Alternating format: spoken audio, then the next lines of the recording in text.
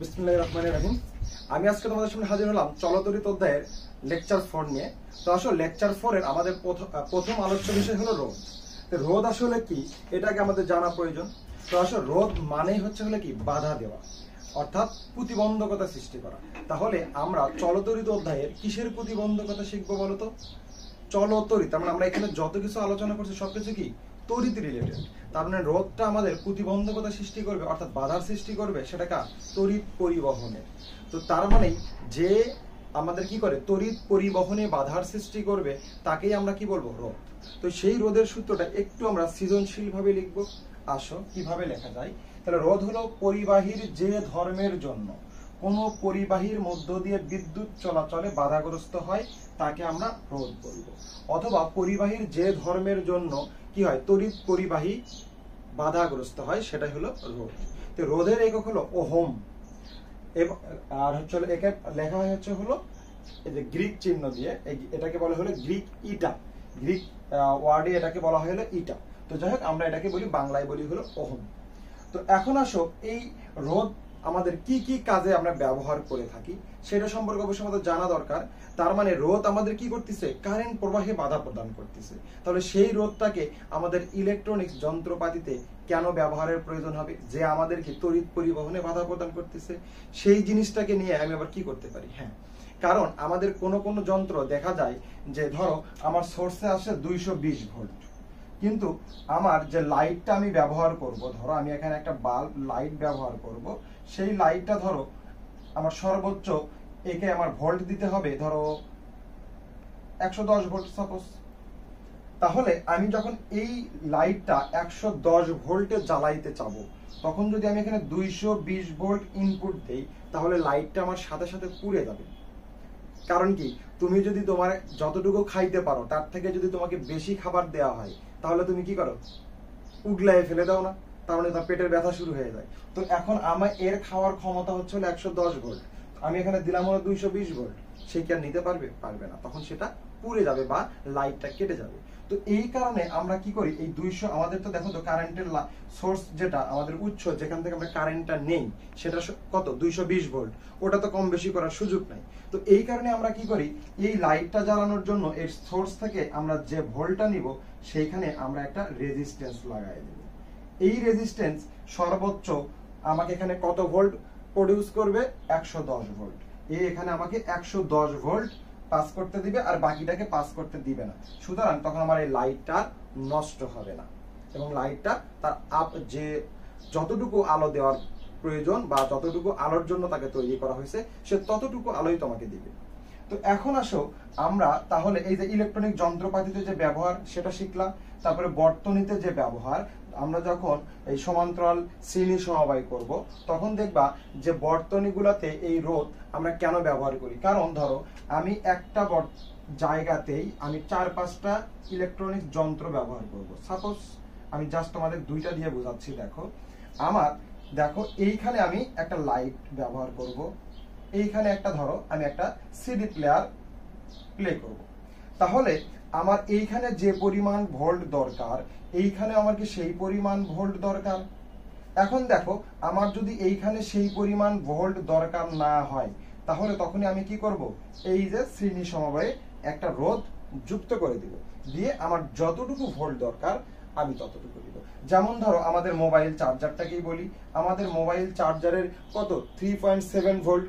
তো এখন দেখো আমরা এখান থেকে যদি 3.7 ভোল্ট তোমার হচ্ছে হলো ভোল্ট নিতে চাই তাহলে তখন আমি কি করি, তখন দেখবা আমাদের চার্জার ভেঙে দেখবা চার্জারের ভিতরে অনেকগুলো সার্কিট আছে, সেইখানে রেজিস্ট্যান্স দেওয়া আছে।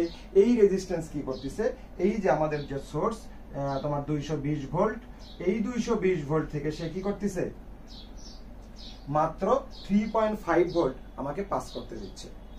তো এখন দেখো যদিও আমাদের মোবাইলগুলোতে কি হয় ডিসি ভোল্ট ব্যবহার করা হয়, তো দেখো ওইখানে আবার কি করা হয় এসি থেকে ডিসিতেও কনভার্ট করা হয়। তো যাই হোক ওটাতে পরে আলোচনা করব, আপাতত এইটুকু আমরা জেনে রাখি যে দেখো রেজিস্ট্যান্স কিভাবে আমাদেরকে এই যে বর্তনীতে বা ইলেকট্রনিক যন্ত্রপাতিতে আসলে ব্যবহার হয়। যদিও সে কি করে বাধা দেয়, তড়িৎ প্রবাহের বিঘ্নিত ঘটায়, তারপরেও দেখো রোধ ছাড়া আসলে কোনো ইলেকট্রনিক যন্ত্রপাতি আসলে তৈরি করা সম্ভব নয়। তো এখন আসি দেখি ভোল্টেজ বিভাজন। তাহলে ভোল্টেজ বিভাজন হিসেবে কিভাবে কাজ করে, এই যে এইখানে আমরা ভোল্টেজ বিভাজন অলরেডি শিখে গেছি। যখন শ্রেণী সমবায় সমান্তরাল সমবায়ের সার্কিটগুলো তোমাদেরকে করানো হবে তখন আরো ক্লিয়ার হয়ে যাবে। তবে আপাতত তোমাদের প্রাথমিক একটু আলোচনা করে দিই। এই যে ভোল্ট ভাগ হয় রোধের শ্রেণী সমবায়ে, তাহলে দেখো ভোল্টের বিভাজন। তার মানে আমি কি করতেছি দেখো, ধরো সাপোজ এখানে যদি আমরা একটা 12 ভোল্টের ব্যাটারি দিয়ে থাকি, তাহলে এইখানে ধরো আমার 12 ভোল্টের একটা ব্যাটারি আছে। তাহলে এই ব্যাটারির ভিতর দিয়ে এইখানে এই রোধ আর এর উপরে ডিপেন্ড করে এইখানে একটা আমরা কি পাবো, বিভব পার্থক্য পাবো, মানে ভোল্ট পাবো। আবার এইখানে একটা বিভব পার্থক্য পাবো, আলাদা দুইটা বিভব পার্থক্য আমরা পাবো, একটা এখানে একটা এখানে, আলাদা আলাদা। ধরো 12, এখানে যদি আমি 7 ভোল্ট পাই তাহলে এখানে আমি 5 ভোল্ট পাবো। কারণ দেখো আমি এটা কিভাবে বললাম যে এখানে 7 এখানে 5, কারণ ভোল্ট ভাগ হওয়ার পরে সমষ্টিগত যে ভোল্ট আমার এইখান থেকে, তোমার এটা কি দেখো উচ্চ বিভব না, এইখান থেকে যে পরিমাণ ভোল্ট যাবে আমরা সমষ্টিগত যে ভোল্ট সেটা আমাদের কি হবে, এই 12 ভোল্টের সমান হবে। অর্থাৎ এখানে যদি 5 হয় তাহলে এখানে 7 হবে, এখানে যদি 7 হয় এখানে 5 হবে, এটা কনফার্ম। তাহলে দেখো তো আমাদের সে বলটাকে কি ভাগ করে দিচ্ছে না। তার মানে এইখানে যদি আমার ধরো একটা বল, আমি বাল্ব জ্বালাইছিলাম, ধরো এখানে একটা বাল্ব, সেটা কত ভোল্টে চলছে, 7 ভোল্ট। এইখানে তুমি একটা কোন একটা যন্ত্র দিয়ে দিছো, এ চলছে কত ভোল্টে, 5 ভোল্টে। তাহলে দেখো তো আমার এখানে 7 ভোল্টের কোন একটা আলোকে জ্বালানো দরকার, তখন আমি এটা কি করব, শ্রেণী সমবায়ে রোধটাকে যুক্ত করে দিলে আমার ভোল্টটা তো ভাগ হয়ে গেল না, ভোল্টটা আমার ভাগ হয়ে গেল। এই কারণে দেখো আমার যখনই কোনো কম মানের ভোল্ট প্রয়োজন হবে তখনই আমি সেখানে একটা শ্রেণী সমবায়ে রোধ লাগাই দেব। শ্রেণী সমবায়ে রোধ যখনই লাগাই দেব ভোল্টটা কি হবে, ভাগ হবে। এবং এমন একটা রোধ বসাবো যে রোধের সাহায্যে ধরো 5 ভোল্ট দরকার, তাহলে ওই রোধটাকে শুধু 5 ভোল্ট পাস করতে দিবে, বাকিগুলোকে পাস করতে দিবে না। তাহলে এখন দেখো এখানে দুইটা ভোল্ট রেজিস্ট্যান্স আমি দিছি, মানে রোধ সৃষ্টি করলাম। এই দুটা রোধ দেখো ভোল্টেজকে কি করছে, ভাগ করে দিছে না আলাদা আলাদা। এখন আসো এইটা যদি আমরা দেখো আমাদের বাসা বাড়িতে অ্যাপ্লাই করি তাহলে কি আর হবে না, কারণ বাসা বাড়িতে ধরো আমাদের এসি 220 ভোল্টে চলে, ফ্রিজ 220 ভোল্টে চলে, ফ্যান 220 ভোল্টে চলে। তাহলে এইখানে তো আমি যদি শ্রেণী সমবায় দেই তাহলে দেখো তো আমি আমার সোর্সে দিলাম কত, ধরো 220 ভোল্ট, তখন আমি আমার বাসা এসি সোর্স, তাহলে 220 ভোল্ট দিলাম। তাহলে 220 ভোল্ট যদি দেই দেখো তো এইখানে ভোল্ট ভাগ হবে, এইখানে ভোল্ট ভাগ হবে, আরো যতগুলো শ্রেণী সমবায়ে তুমি কানেকশন যুক্ত করবা সব জায়গায় ভোল্ট ভাগ হবে। ধরো আমাদের ফ্রিজ, তাহলে এই ফ্রিজটা 220 ভোল্টে চলে। তাহলে দেখো তো এইখানে শুরুতেই তুমি 220 ভোল্ট, এখানে তুমি যখন রোধ দিয়ে দিলা শুরু 220 ভোল্ট আর পাবে না, তাহলে ভোল্টটা কি হবে, ভাগ হয়ে যাবে। তাহলে 220 এর জায়গায় যদি তুমি 110 ভোল্ট পাও তাহলে কি ফ্রিজটাকে আর চালাইতে পারবা, পারবা না। এখানে একটা ফ্যান দিয়ে দিলা, সেই ফ্যানটাকে তুমি কি আর চালাইতে পারবা, পারবা না, কারণ ফ্যানের ইনপুট ভোল্টেজ দরকার হয় কত, 220 ভোল্ট। তাহলে এই কারণে আমরা আমাদের বাসা বাড়িতে কখনোই শ্রেণী সমবায় ব্যবহার করা হয় না, আমাদের বাসা বাড়িতে সবসময় সমান্তরাল সমবায় ব্যবহার করা হয়। কিরকম দেখো, যদি সমান্তরাল সমবায় আমরা দেই, সমান্তরাল সমবায় বলে এইটাকে, অর্থাৎ এই যে দুই প্রান্ত এক জায়গাতেই থাকবে, এটাকে আমরা বলবো হলো সমান্তরাল সমবায়। এই যে সমান্তরাল সমবায়ে দুই প্রান্তের দেখো বিভব পার্থক্য সেম, তার মানে এখানে কি হয় না, ভোল্ট ভাগ হয় না। এই জন্য আমাদের বাসা বাড়িতে যে কানেকশন গুলো সম্পূর্ণটা সমান্তরাল সমবায়, কারণ সবগুলো যন্ত্রে আমাদের 220 ভোল্ট প্রয়োজন। তো এখান থেকে আমরা 220 ভোল্ট এটা দিতে পারি। যখন এটা নিয়ে আমরা আলোচনা করব শ্রেণী এবং সমান্তরাল সমবায়, যখন তোমাদের সামনে লেকচার নিয়ে হাজির হবো তখন এটা নিয়ে A to Z শেখাবো। তো দেখো রোধ কি জিনিস এবং রোধ কোন কোন কাজে ব্যবহার হয় এটাই নিয়ে আমি আজকে তোমাদের সামনে ক্লিয়ার করলাম। তাহলে আমরা এখন দেখো তাহলে রোধের দৈর্ঘ্যের সূত্রটা আমরা তাহলে কিভাবে দিতে পারি বলো। তাহলে আমরা এখানে আমার কন্ডিশন আসলে তিনটা, তাপমাত্রা, তাপমাত্রা, উপাদান এবং প্রস্থচ্ছেদের ক্ষেত্রফল।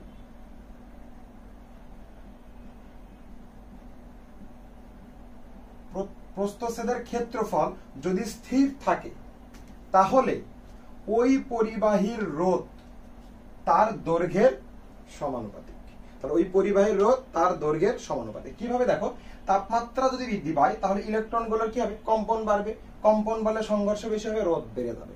তার মানে আমি যদি এই যে এল তোমার আর প্রপোর্শনাল এল বলতে চাই তাহলে এইখানে কি করতে হবে, তাপমাত্রাটাকে ফিক্সড করে দিতে হবে সঠিক মানের জন্য। কারণ আমরা জানি তাপমাত্রা কম বেশি হলেই ইলেকট্রনগুলো কি করে, কাঁপাকাঁপি শুরু করে দেয়। আর তাপমাত্রা যত বেশি তোমার ফ্লাকচুয়েট করবে তাহলে তুমি রোধের মানটাও তোমার তত কি করবে, ফ্লাকচুয়েট করবে, তখন আমি এক্সাক্ট মানটা পাবো না। এই কারণে আমরা সূত্রের স্বার্থে আমরা কি করতেছি, তাপমাত্রাকে ফিক্সড করে দিচ্ছি যে এর বাইরে তাপমাত্রা যাবে না। তাহলে আমরা কি করব, সঠিক দৈর্ঘ্যের জন্য সঠিক রোধটা পাবো। ওকে, এখন আসি দেখো উপাদান। এই উপাদানটা আমি স্থির করতেছি কেন, কপার হলে কপার, লোহা হলে লোহা। কারণ কপারের ভিতরে ইলেকট্রনের এই যে তোমার ঘনত্ব যতটা কম, লোহাতে কি ততটা কম না, লোহাতে অনেক বেশি তোমার ইলেকট্রন থাকে। এই জন্য লোহার তারকে যখন তুমি কারেন্ট প্রবাহের জন্য যদি কোনো লোহার তার ব্যবহার করবে, খুব দ্রুত হিট হয়ে যায়। কারণ কি বলতো, কারণ এই ইলেকট্রন গুলো এত বেশি ঘন যে ওরা কি করে, অত্যাধিক সংঘর্ষে লিপ্ত হয়। আর অত্যাধিক সংঘর্ষে যখন লিপ্ত হবে তখন ওই তারের রোধ বেড়ে যাবে। আর রোধ বেড়ে গেলে এই যে সংঘর্ষের কারণে তাহলে এই তোমার গতিশীল সংঘর্ষ হচ্ছে, যে লসটা হচ্ছে, সেই লসটা কোথায় যাবে, এই যে তাপ শক্তিতে রূপান্তরিত হবে। এবং এক সময় দেখবা লোহা এতটা উত্তপ্ত হয়েছে যে তুমি হাত দিলে তোমার হাতে ফসকা পড়ে যাবে। তো ওকে, তো এই জন্য আমরা কপারটা আমাদের কি সব থেকে ভালো সুপরিবাহী, লোহার মতো অত বেশি কঠিনও না, আমরা খুব সহজে কি করতে পারি, ভাঁজ করতে পারি, বিভিন্ন জায়গায় নিয়ে যাইতে পারি। তো যাই অনেকগুলো ব্যাপার আছে, যত উপরে উঠবা তত বেশি শিখবা। তো ছোট্ট লেকচারে অত বেশি কিছু নিয়ে আলোচনা করতে চাই না, তো এই পর্যন্তই থাকুক আজকে আপাতত। তো এখন আসো প্রস্থচ্ছেদের ক্ষেত্রফল। তখন আমি যদি দেখো এই প্রস্থচ্ছেদের ক্ষেত্রফলটা বৃদ্ধি করে দেই, তখন তাহলে আমার কি হয় বলতো, এই যে ইলেকট্রন গুলোর মাঝখানে এই যে দূরত্বটা একটু বেড়ে যায়। যখন বেড়ে যাবে তখন সংঘর্ষের পরিমাণ কমে যাবে, আর সংঘর্ষের পরিমাণ যখন কমে যাবে তার ভিতরে রোধ কি হবে, কমে যাবে।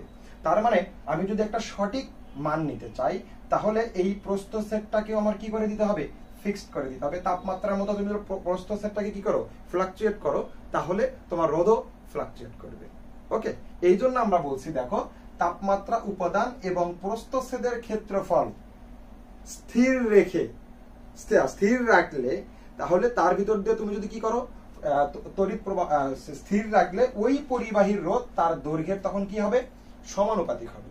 তাহলে তাপমাত্রা, উপাদান এবং প্রস্থচ্ছেদের ক্ষেত্রফল স্থির রাখলে তাহলে কোন পরিবাহীর রোধ তার দৈর্ঘ্যের সমানুপাতিক হয়। ক্লিয়ার? এটা গেল আমার হলো দৈর্ঘ্যের সূত্র। দেখো আবার এইখান থেকেই আমি এখন প্রস্থচ্ছেদের ক্ষেত্রফলের সূত্র লিখব। তাহলে এইটাকেই আমি তাহলে কি করে দিব, ক্ষেত্রফলের সূত্র বা প্রস্থচ্ছেদের সূত্র। এখন দেখো তাহলে এই ক্ষেত্রে আমার কি দাঁড়াবে বলতো, আমার এই আর প্রপোর্শনাল 1/a। কি জন্য 1/a? দেখো এই সূত্র থেকে আমরা কি বুঝি, প্রস্থচ্ছেদের ক্ষেত্রফল যত বাড়বে আর তত কমবে। প্রস্থচ্ছেদের ক্ষেত্রফল যত কমবে, এটা কমা মানে কি, বামেরটা বাড়া। ব্যস্তানুপাতিকের ব্যাপারটা তো এই যে যেটা ডানে থাকলে বামে বাড়বে। তো এখন আসো, এই যে যখন আমি এই প্রস্থচ্ছেদের ক্ষেত্রফল বিশিষ্ট একটা তার নিলাম, এর ভিতরে ইলেকট্রন গুলার যে পরিমাণ বাধার সম্মুখীন হবে, আমি যদি এখন এই প্রস্থচ্ছেদটাকে বাড়ায় দেই তাহলে এইখানে এই ইলেকট্রনের এই যে সংঘর্ষের পরিমাণ কমে যাবে না? আর ইলেকট্রনের সংঘর্ষের পরিমাণ যদি কমে যায় তাহলে অবশ্যই রোধ কি হবে, কমবে না বাড়বে? কমে যাবে। তার মানে প্রস্থচ্ছেদ বাড়লে আমার কি হবে, রোধ কমে যাবে। কখন? যদি তাপমাত্রা, উপাদান কি থাকে, স্থির থাকে এবং এই যে প্রস্থচ্ছেদের ক্ষেত্রফলের সাথে আমি রিলেশনটা নিছি, তাহলে এইখানে প্রস্থচ্ছেদের ক্ষেত্রফল না, তাহলে এখানে আমি কি বলবো, দৈর্ঘ্য। তাহলে তাপমাত্রা, উপাদান এবং যদি দৈর্ঘ্যকে স্থির থাকে তাহলে ওই পরিবাহীর রোধ তার প্রস্থচ্ছেদের ক্ষেত্রফলের ব্যস্তানুপাতিক। ক্লিয়ার? এখন আসি আমরা হলো উপাদানের সূত্র। তাহলে উপাদানের সূত্র যখন আসবে তখন দেখো উপাদানের সূত্র, তাহলে উপাদানের সূত্র এটা থাকবে না। তখন কি হবে দেখো, তাপমাত্রা, এইখানে আর কি উপাদান তখন থাকবে না, কারণ উপাদানের সূত্রই নিচ্ছি। তাহলে কি হবে, প্রস্থচ্ছেদ, প্রস্থচ্ছেদ বা প্রস্থচ্ছেদের ক্ষেত্রফল। তাহলে তাপমাত্রা, প্রস্থচ্ছেদ বা প্রস্থচ্ছেদের ক্ষেত্রফল এবং দৈর্ঘ্য যদি কি থাকে, স্থির থাকে, তাহলে ভিন্ন ভিন্ন পরিবাহীর তড়িৎ পরিবাহিতা ভিন্ন ভিন্ন হবে, বা ভিন্ন ভিন্ন তোমার হলো পরিবাহীর রোধ ভিন্ন ভিন্ন হবে। কারণ একটু আগে আমি তোমাদের বলছি কপার এবং লোহা দুইটার ইলেকট্রনের ঘনত্ব এক না। লোহার ইলেকট্রনের ঘনত্ব অনেক বেশি, কপারের লোহার তুলনায় কম। তাহলে উপাদান যখনই চেঞ্জ হবে ইলেকট্রনের ঘনত্ব চেঞ্জ হবে, ইলেকট্রনের ঘনত্ব চেঞ্জ হলে আমার কি রোধেরও পরিবর্তন ঘটবে। ওকে, আমরা তাহলে রোধের তিনটা সূত্র সম্পর্কে জানলাম। এখন আসি আমরা পরিবর্তনশীল রোধ এবং স্থির মানের রোধ এবং পরিবর্তনশীল রোধটা কি জিনিস। তাহলে এখন আসো, তাহলে স্থির মানের রোধ কোনটাকে আমরা বলবো?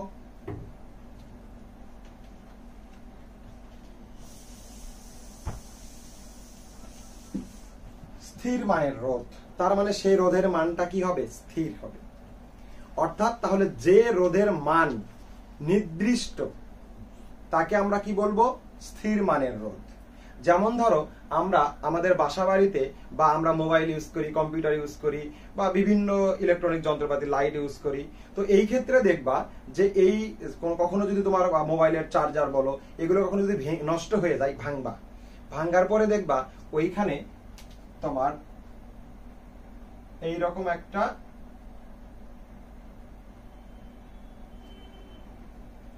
এলিমেন্টস দেখবা, সেইখানে এখানে বিভিন্ন কালারের দাগ কাটা আছে, এইখানে বিভিন্ন কালারের দাগ কাটা আছে। এটাকে বলে হলো স্থির মানের রোধ। তার মানে আমি ধর একটা এলইডি লাইটের কথা বলি, ওইখানে যদি এই রোধের কাজ কি বলতো? বাধা দেওয়া। তার মানে এইখানে তুমি যে লাইটটা দিলা, ধরো এই লাইটটার তোমার হচ্ছে ভোল্ট সহ্য নিতে পারে হচ্ছে হলো ধরো 12 ভোল্ট সাপোজ নিতে পারে। এখন তুমি কি করতেছো? এখানে 24 ভোল্টের একটা বিভব পার্থক্য তুমি দিয়ে দিছো। তাহলে দেখো তো 24 ভোল্ট দেওয়া মাত্রই আমার এই লাইটটা কি আর ঠিক থাকবে না, সাথে সাথে পুড়ে যাবে। তো যখন পুড়ে যাবে তার মানে এইটাকে আমি জ্বালাইতে চাই, এই 24 ভোল্ট দিয়েই আমি কি করতে চাই? এটা আমি জ্বালাইতে চাই। তখন আমি কি করি? এইখানে একটা এইরকম একটা রেজিস্ট্যান্স দিয়ে দিই, একটা নির্দিষ্ট মানের, যে রেজিস্ট্যান্স শুধুমাত্র 12 ভোল্টের কি করবে? তোমাকে বিভব পার্থক্য প্রদান করবে। তাহলে আমি যদি এখন এখানে শুধু 12 ভোল্টকে আমি কি করতে চাই? সাপ্লাই দিতে চাই, তখন এখানে একটা রোধ দিতে হবে। এই রোধটাকে ক্যালকুলেশন করা হয় ভি ইকুয়াল টু হলো তোমার আইআর এর মাধ্যমে। তার মানে দেখো তো এখানে আর ইকুয়াল টু কি? ভি ভাগ আই। তো এইখানে আমরা এখানে আর এর মানটা বের করতে পারবো। তো এই আর এর মান ধরো আমরা একটা আর বের করে নিলাম, সাপোজ ধরো 200 ওহম। যে 200 ওহমের জন্য আমার কি হবে? শুধুমাত্র 12 ভোল্ট পাস হবে। তার মানে এখন আসো, শুধু 12 ভোল্ট পাস করার জন্য আমি এখানে 200 মানের রোধ দিলাম। তার মানে এ কি করবে? আর কত? 24 এর মধ্যে থেকে আমি 12 নিলা, তাহলে অবশিষ্ট 12টাকে সে কি করবে? বাধা দিবে, আর ওইদিকে যাইতে দিবে না। তখন দেখো এইদিকে যখন 12 ভোল্ট যাবে না, তখন আমার লাইটটা কি পাবে? অনলি 12 ভোল্ট পাবে, লাইটটা জ্বলে উঠবে। তো এই কারণে রেজিস্ট্যান্সটা ব্যবহার করা হয় যে আমার যতটুকু দরকার আমি কি করব? ততটুকু ভোল্ট নিব, বাকিটা আমি নিব না। তখনই আমি রেজিস্ট্যান্সটা ব্যবহার করব। তাহলে দেখো এইখানে যদি একটা ফিক্সড মানের যদি তুমি রেজিস্ট্যান্স ব্যবহার না করো, তাহলে এইখানে এই বাতিটাকে কি জ্বালাইতে পারবা? পারবা না। তো এই কারণে আমরা আমাদের যে ইনস্ট্রুমেন্টগুলা এগুলাতেই স্থির মানের রোধ ব্যবহার করে থাকি। ওকে, অর্থাৎ তাহলে যে সকল রোধের মান কি করা হয়? নির্দিষ্ট থাকে, সেগুলোকে আমরা বলি হলো স্থির মানের রোধ, যেগুলো রোধকে তুমি পরিবর্তন করতে পারবা না। তো এখন আসো, এই রোধের একটা ব্যাপার আছে। এখানে এই যে তোমার এখানে দাগ কাটা থাকে, এই দাগ কাটার কারণটা কি? আসলে এক সময় এই রেজিস্ট্যান্সের গায়ে রোধের মান লেখা থাকতো। ধরো এইখানে একটা রেজিস্ট্যান্স আছে, এই রেজিস্ট্যান্সের গায়ে তুমি 200 ওহম লিখে রাখলা। কিন্তু দেখো এই তোমার সার্কিট বা তোমার ইলেকট্রনিক্স ইনস্ট্রুমেন্ট এই খোলামেলার কারণে অনেক সময় দেখা যায় যে ওই দাগগুলো উঠে যায়। সাপোজ ধরো এইখানে যদি কোনো কারণে এই জিরোটা উঠে গেল কোনোভাবে, তখন দেখো তো আমার কাছে এটা কত হয়ে গেল? 20 ওহম। এখন দেখো এখানে যদি আমি 20 ওহম এটা তোমার 200 ওহমকে 20 ওহম মনে করে এখানে লাগাই দিই, তাহলে দেখো তো সাথে সাথে এটা পুড়ে যাবে না? কারণ 20 ওহম অল্প বাধা দিবে, তাহলে বেশিটা পাস হয়ে যাবে, তখন এটা পুড়ে যাবে। তখন বিজ্ঞানীরা দেখলো তাহলে কি করা যায়? এমন কিছু করা যাক যেইটার করলে আর কি হবে না, এই যে এই দুর্ঘটনা ঘটার সম্ভাবনা নাই। তখন তারা একটা কি করলো? এই রোধের কালার কোড আবিষ্কার করলো, যে এক একটা কালারের এক একটা মান আছে, যে কালার দিয়ে আমরা খুব সহজে এর রোধ কত বের করতে পারি। ইন্টারমিডিয়েটে আসো, তখন তোমাদেরকে আমি সব শিখাবো ইনশাল্লাহ। তো দেখো এখন এখানে সাপোজ ধর এই পুরো লাইন মিশে গেল, দেখো তো পুরো মিশে গেল। তারপরেও কিন্তু আমার কি মোটামুটি দাগ থেকেই যাবে, মিশে গেল, থেকে গেল। আর এটা এরকম একটা গোল, তোমার রেজিস্ট্যান্স এরকম গোল, তাহলে এক সাইড মিশে যায় আরেক সাইড তো থাকবেই, তার মানে সম্পূর্ণ মেশার কোনো সুযোগ নাই, কিঞ্চিত কিছু না কিছু তোমার অস্তিত্ব থাকবে। এই কারণে এই রোধের কালার কোড দেওয়া হয়, এই কালার কোডের সাহায্যে আমরা রোধের মানগুলো বের করতে পারি। তো যাই হোক, এইটুকু আমার গেল হলো স্থির মানের রোধ। এখন আসো পরিবর্তনশীল রোধ। পরিবর্তনশীল রোধটা আমি তাহলে এখন কিভাবে বের করব? তাহলে পরিবর্তনশীল আগেই বলে দিছে, পরিবর্তনশীল রোধ তার মানে যে রোধের মান পরিবর্তন হবে। অর্থাৎ দেখো ব্যাপারটা এইরকম একটা ব্যাপার থাকে, এইরকম পরিবর্তনশীল রোধটা তোমাদের বইয়ের ছবি আছে দেখবা, এখানে একটা এইরকম জকির মতো একটা ব্যাপার স্যাপার থাকে, একে ইচ্ছা মতো নড়ানো চড়ানো করা যায়, বুঝতে পারছো এইটাকে? তো এখন দেখো এইখানে ধরো তোমার 10 ওহম আছে, আর এইখানে তোমার ধরো 10 লক্ষ ওহম আছে, এইরকম, মানে এটা অনেক বড় মাপের ওহম আছে। তাহলে এই বড় মাপের ওহম আমরা এই পরিবর্তনশীল রোধটাকে কেন ব্যবহার করব? তাহলে পরিবর্তনশীল রোধের সংজ্ঞা হলো যে রোধের মান তুমি কি করতে পারবা? পরিবর্তন করতে পারবা, তাকেই তুমি কি বলবা? পরিবর্তনশীল রোধ বা রিওস্ট্যাট। তাহলে এখন এই পরিবর্তনশীল রোধটাকে আমরা কেন ব্যবহার করব? তার তো একটা কারণ আছে, আসো সেই কারণটা এখন আমরা শিখি। তাহলে আমার ধরো এক জায়গাতে মানে বারবার রেজিস্ট্যান্সটা চেঞ্জ করতে হচ্ছে, তো ওইখানে দেখো বারবার রেজিস্ট্যান্স চেঞ্জ করা একটা বিরক্তিকর ব্যাপার, তখন তুমি কি করতেছো? এই যে পরিবর্তনশীল রোধটাকে ব্যবহার করে তুমি এই রোধটা ইচ্ছা মতো বারবার চেঞ্জ করতেছো। এটা অ্যাকচুয়ালি ল্যাবে বেশি প্রয়োজন হয়। আমার ল্যাবে আমরা ধরো যেমন ধরো এই যে আমি অনেক একটা যন্ত্র তৈরি করতেছি, ধরো একটা লাইট, তো একটা লাইটে দেখা যাচ্ছে তার রেজিস্ট্যান্স দরকার কত, সেটা পরিমাপ করার জন্য তুমি রেজিস্ট্যান্স কম বেশি করে দেখতেছো, লাইটটা কত উজ্জ্বল হয় কত কম উজ্জ্বল হয়, অথবা কোনো একটা যন্ত্র নিচ্ছ যে এই যন্ত্রটা দেখি কতটুকু রেজিস্ট্যান্স দিলে আমি এই যন্ত্রটা খুব সুন্দরভাবে স্মুথলি বাজাইতে পারি, আস্তে আস্তে তুমি বাড়াচ্ছ আস্তে আস্তে কমাচ্ছ, এইভাবে তুমি কি করলা? এইটাকে ফিক্সড করা যায়। আবার যে আমরা স্থির মানের রোধটা ব্যবহার করি, এটা কিন্তু আসলে পরিবর্তনশীল রোধ থেকে কি করে নেওয়া? ফিক্সড করে নেওয়া। পরিবর্তনশীল রোধ আমাকে ফিক্সড করে দেয় যে এই বাল্বে এই এত মানের রোধ যদি ব্যবহার করি এই বাল্বটা ভালো জ্বলবে বা ওই যন্ত্রটা ভালো জ্বলবে। তার মানে এখান থেকে আমরা বুঝে গেলাম যে 100 ওহম রোধ এটা তো আমার সেট করতে হবে, তখন একটা স্থির মানের 100 ওহম রোধ আমরা কি করি? ওই যন্ত্রে লাগাই দিই, বাস। এই অ্যাকচুয়ালি পরিবর্তনশীল রোধ আমাদের বাস্তব জীবনে কম ইউজ হয়, এটা সম্পূর্ণ ইউজ হয় ল্যাবে। তোমরা যখন অনার্সে যাবা তখন সেকেন্ড ইয়ারে এইটা নিয়ে প্র্যাকটিক্যাল শিখবা ইনশাআল্লাহ, তখন এখানে পরিবর্তনশীল রোধের যন্ত্রপাতিগুলো দেখতে পারবা। প্র্যাকটিক্যালের এই যন্ত্রপাতিগুলোর মানে দাম অনেক বেশি হয়, তোমাদের কলেজগুলোতে স্কুলগুলোতে আসলে এই যন্ত্রগুলো রাখা সম্ভব হয় না, কিন্তু ভার্সিটিগুলোতে যখন যাবা, কোনো পাবলিক ইউনিভার্সিটিতে যদি যাও, নাম করা যে পাবলিক ইউনিভার্সিটিগুলো আছে এগুলোতে গেলে দেখবা এই ল্যাবে পর্যাপ্ত জিনিস আছে, যা তোমার থিসিস করা বলো, তোমার এই প্র্যাকটিক্যাল এগুলো শেখা বলো, সবকিছু তুমি সেটা শিখতে পারবা। তো ওকে, আজকের মতো এখানেই। তোমরা সুস্থ থেকো, ভালো থেকো, আল্লাহ হাফেজ।